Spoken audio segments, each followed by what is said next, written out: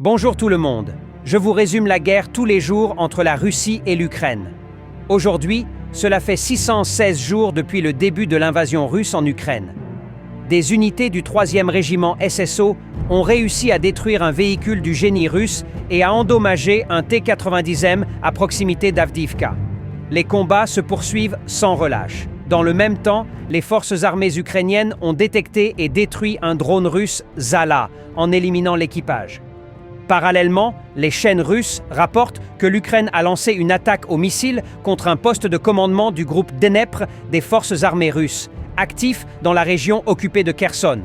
Au moins un mort et plusieurs blessés sont à déplorer.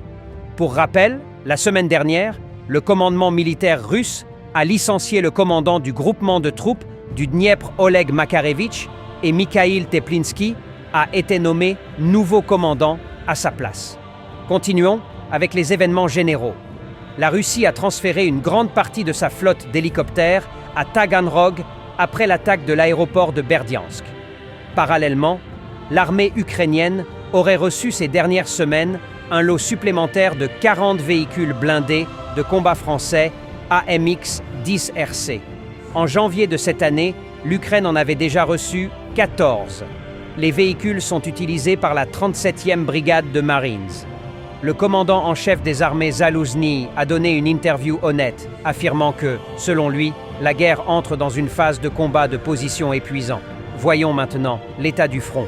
Concernant Avdiivka, aucune mise à jour détaillée car aucun changement important n'a été confirmé, mais je partagerai quelques images d'Avdiivka et de ses environs. Et concernant la rive gauche du Dniepr, un mouvement des AFU a également été noté dans le centre de Krinky. L'AFU y est définitivement présente et intensifie ses opérations. C'est la fin de ce résumé. N'hésitez pas à vous abonner si vous aimez mon travail.